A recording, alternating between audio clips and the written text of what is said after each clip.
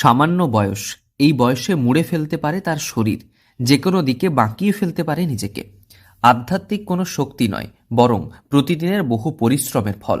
বয়স সবে 10:30-11 হলেও ছোট্ট এই ছেলের প্রতিভা চমকে দেবে আপনাকেও। দেখলে মনে হবে তার শরীরে একটাও হাড় নেই।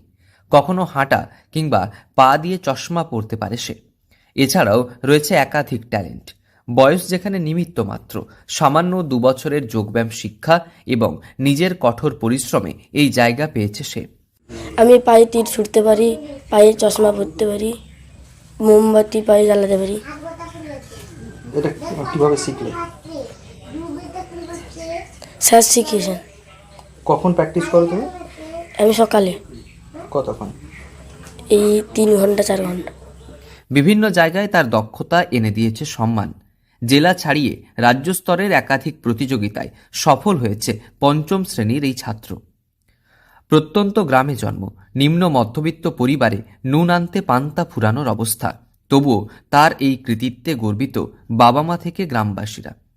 পশ্চিম মেদিনীপুরের দাঁতন থানার বাহারদল টিটিয়া গ্রামের মাত্র 10 থেকে 10.5 বছরের এই কৃতি ছেলে বিবেক মান্না। বাবা যুগল সামান্য সেলুন দোকান চালিয়ে পরিবারের খরচ বহন করেন। স্কুলের প্রতিযোগিতা থেকেই তার এই প্রতিভার আত্মপ্রকাশ। সম্প্রতি 2 বছর ধরে যোগব্যায়ামে প্রশিক্ষণ নিচ্ছে সে। মাত্র 2 বছরের এই প্রশিক্ষণে মিলেছে একাধিক পুরস্কার। তাকে দেখে যে কেউ বলবে তার শরীরে একটাও হাড় নেই। পা উপর দিকে করে দুহাত দিয়ে অনায়াসে হেঁটে যেতে পারে সে।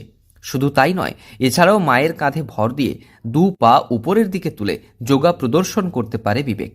এছাড়াও যোগব্যায়ামে রয়েছে একাধিক প্রতিভা। কতগুলো জিনিস পারো তুমি? আমি অনেকগুলো জিনিস পারি। কি কি? হাতে দাঁড়ানো, তারপর পায়ে দাঁড়ানো, বডি মোচড় দেওয়া, হাতে হাঁটা। কষ্ট হয় না এগুলো করতে? না, এই যে বডি বাঁকিয়ে দিচ্ছ বা তীর ছুটছ, সেগুলো কষ্ট লাগে না?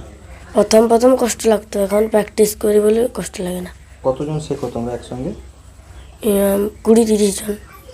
প্রত্যন্ত গ্রামে থেকে সামান্য নিম্ন মধ্যবিত্ত পরিবারে বেশ কষ্টের মধ্য দিয়েই তাকে প্র্যাকটিস করতে হয়। প্রতিদিন সকাল থেকে বেশ কয়েক ঘন্টা অনুশীলন করে। তবে সামান্য বয়সে এমন প্রতিভার প্রশংসা করেছেন গ্রামবাসী থেকে প্রত্যেকে। তবে তার এই প্রতিভা চমকে দিয়েছে সকলকে। যে কোনোভাবেই ঘুরিয়ে ফেলতে পারে তার শরীর।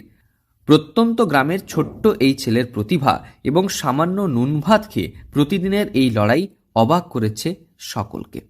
পশ্চিম মেদিনীপুর থেকে রঞ্জন চন্দ্রের রিপোর্ট, লোকাল 18 বাংলা।